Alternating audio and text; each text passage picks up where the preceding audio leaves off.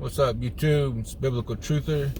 I may have an answer to my video I posted the other day about those black boxes that are on every telephone pole or every other telephone pole all the way out to the rural area where I live. All the way down my road, all the way up to the pole right in front of my house, my neighbor's house, my sister's house across the street. So Coast Electric is the power company that we use in our area, and they were going door to door today giving out flyers telling us that we were now they are now providing internet and that it is ready. And my wife asked the woman if it was 5G internet, and if so, we don't want it. So she calls her boss and he says, oh no, it's much faster than 5G. So I don't know if you guys remember when Trump gave the speech about the 5G whiz. He said that he was ready for 6G and even 7G. Well, as it turns out, 6G has been being developed since 2013. Check this out. 6G network.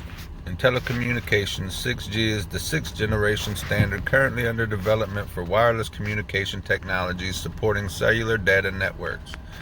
It is the planned successor to 5G and will likely be significantly faster. Like its predecessors, 6G networks will probably be broadband cellular networks in which the service area is divided into small geographical areas called cells. Several companies, Nokia, Ericsson, Huawei, Samsung, LG, Xiaomi, and Apple have shown interest in 6G, as well as several countries, China, Japan, and Singapore. 6G networks will exhibit even more heterogeneity, whatever it's called, than its predecessors, and will likely support applications far beyond anything seen so far in mobile scenario, such as virtual and augmented reality. Ubiquitous instant communications, pervasive intelligence, and the Internet of Skills. It is expected that mobile network operators will adopt flexible, decentralized business models for 6G, with local spectrum licensing, spectrum sharing, infrastructure sharing, and intelligent automated management underpinned by mobile edge computing, artificial intelligence, and blockchain technologies. And I want to go back to this Internet of Skills, this little 6 right here. And it is Internet of Skills where robotics meets AI, 5G, and the tactile internet. Very, very interesting. What is 6G internet and what will it look like? By Peter Holslin on August 19, 2020. Most of us are still trying to wrap our heads around the new wireless cell phone standard known as 5G. But you know what?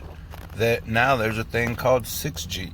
Yep, even though 5G networks aren't fully built up yet, wireless companies have already started looking ahead and thinking about the next mobile communication network to come.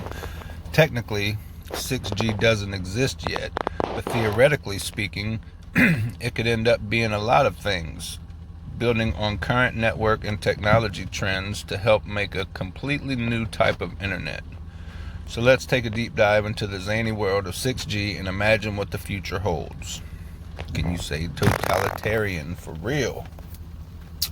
What is 6G? 6G is the sixth generation of wireless technology. It follows up on 4G and 5G, building on the revamped infrastructure and advanced capacity currently being established on 5G networks. Using higher frequency radio bands, it will give networks much faster speeds and lower latency, able to support sophisticated mobile devices and systems like automated cars. New wireless standards emerge about every decade, and 6G is expected to come into play around 2030. Agenda. But nothing is set in stone. Even the term 6G could come out of favor and eventually be replaced by something else. The reason some experts are talking about 6G, though, is because big changes are in the works for the internet technology in general. Consumers are using more devices and consuming internet data at record rates, incorporating Wi-Fi into virtually all aspects of everyday life, and wireless companies are rushing to compete with traditional broadband internet services, hoping to meet rising demand with robust and flexible cellular networks. If you're still unclear about what 5G is, then see our 5G providers page for an explanation, blah, blah, blah. And I'll put a link to this in the description. The cell phone internet technology we have today is based mostly on 4G, a wireless standard that first launched in 2009. 4G radically boosted data speeds on our phones, allowing users to do online activities like streaming HD video and playing video games. Interestingly, even though we're now moving on to 5G, a lot of cell phone companies haven't actually met international 4G benchmarks yet. You'll notice these days that many networks are what's called 4G LTE, or long-term evolution. The term sounds like deluxe 4G, but it's more like a sped up, almost 4G but not quite version of 3G. On average, mobile devices on 4G LTE networks hit around 33.88 megabytes per second. Download speeds well below the original estimates of what 4G was planned to achieve. Still, AT&T, T-Mobile, and other cellular service providers proceeded to launch 5G in 2018 and 19. They're now busy building a 5G cellular network across the nation. Some companies have also launched earlier iterations of 5G home internet.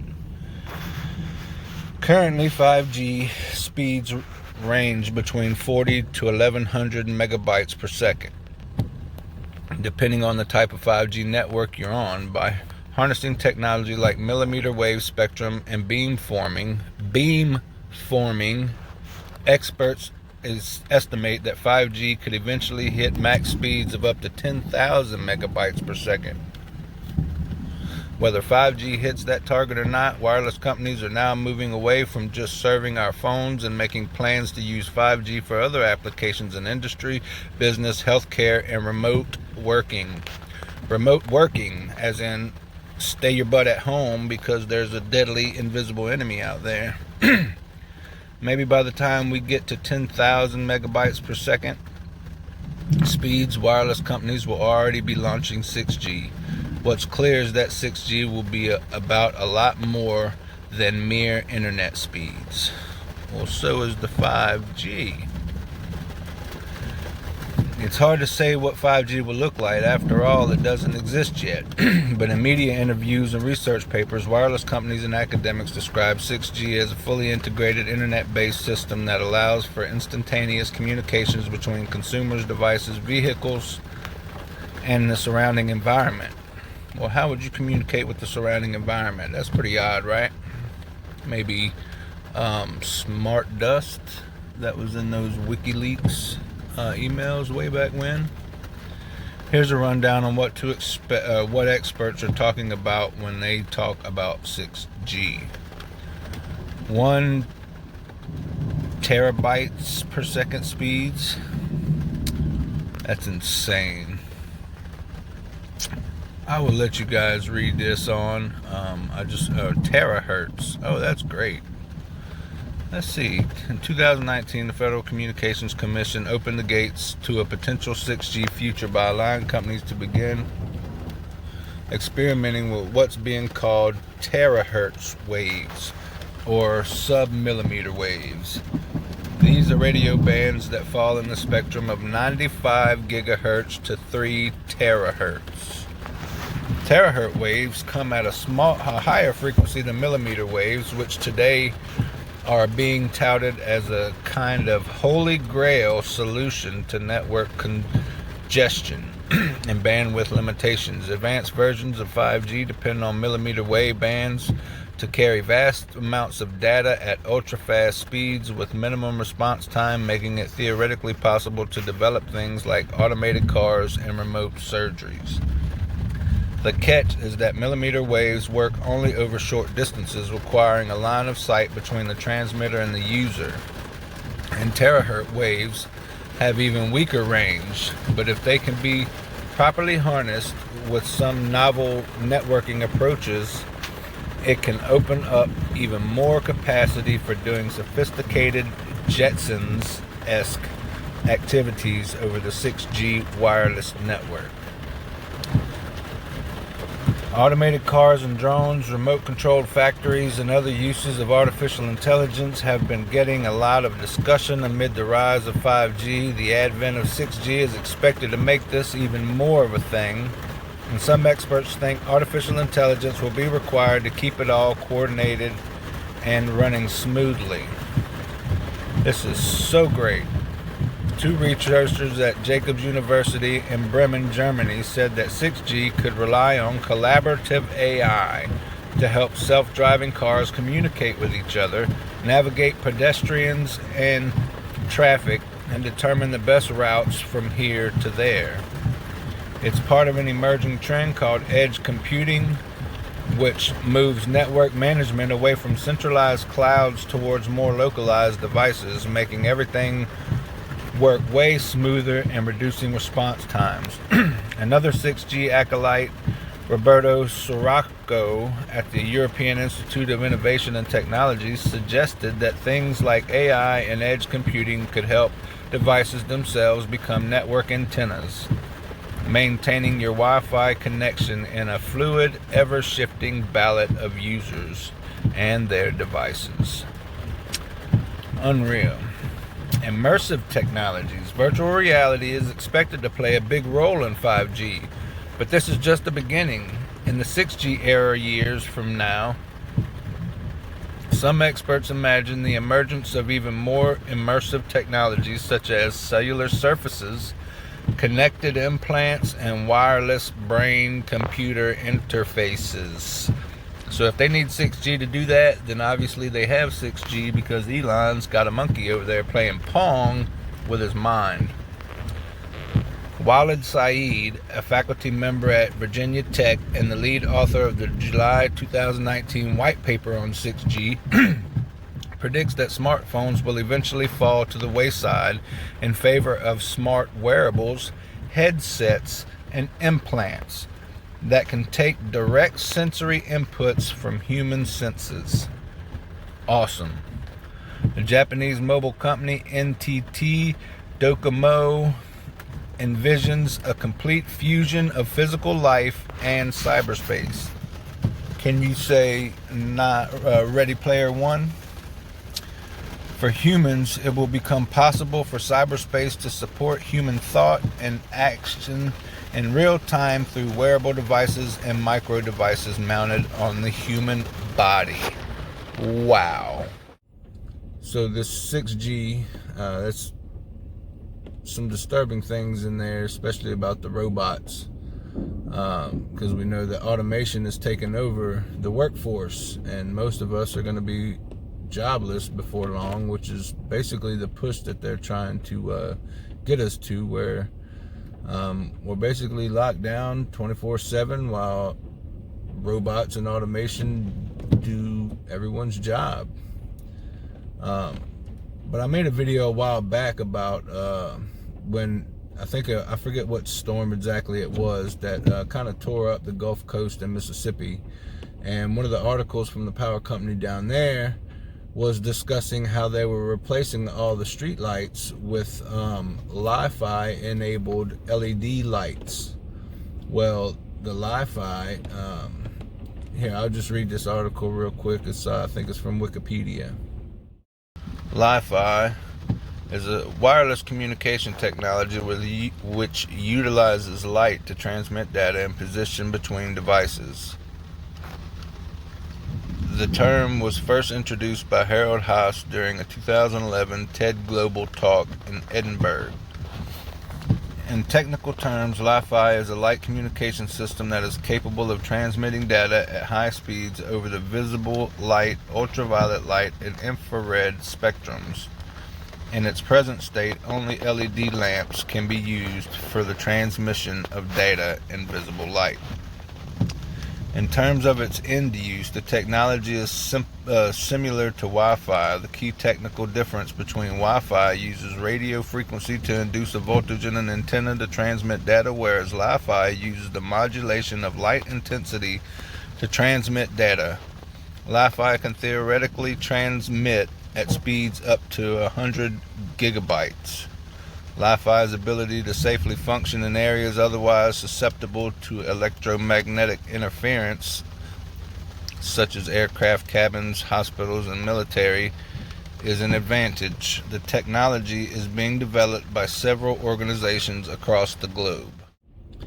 So if you don't know what Li-Fi is, it's pretty much ran through every LED light bulb, which is why Obama outlawed incandescent bulbs, and Trump said he was going to bring them back, but never can find them still to this day. I don't know if Biden has done again, signed whatever that Trump signed into law, if he's signed it away to where they're illegal now, but of course everything is LED now.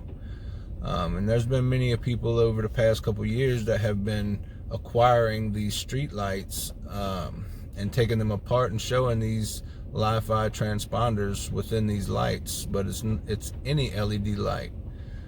So it's a very good possibility that it's already in use, because there's a lot of theories around smart meters that they're able to tell, for instance, the water usage in your house, which a smart meter has nothing to do with water. So how can they know that through this thing? They can tell how many times you flush your toilet, supposedly. So perhaps we've been waiting on this 5G system to get up and running, but perhaps it's already in place and they've moved on to the 6G, because I don't know what else would be faster at this point that we know of besides 5G for this guy to say that their internet that they are now providing is much faster than 5G. So I don't know where that's going to stand, especially with these tetra, whatever they was, waves. The millimeter waves are harmful enough, but now we're getting into super strength waves of radiation that they're wanting to put in everyone's home and on every street, basically broadcast out of every light bulb. And that's just crazy. That's just crazy. They are definitely setting up the surveillance state, man. So I don't know for sure if that's what these things are, if that's what they're providing is 6G. I'm just going off of what they said. Providing, they're telling us the truth. So I guess we'll see. We'll see. I know there's some people on my road that will probably buy into it, and we'll see how that goes. But love you guys. Stand therefore, having your loins girt about with truth, and having on the breastplate of righteousness, and your feet shod with the preparation of the gospel of peace. Above all, taking the shield of faith, wherewith ye shall be able to quench all the fiery darts of the wicked, and take the helmet of salvation, and the sword of the Spirit, which is the word of God, praying always with all prayer and supplication in the Spirit, and watching thereunto with all perseverance and supplication for all saints,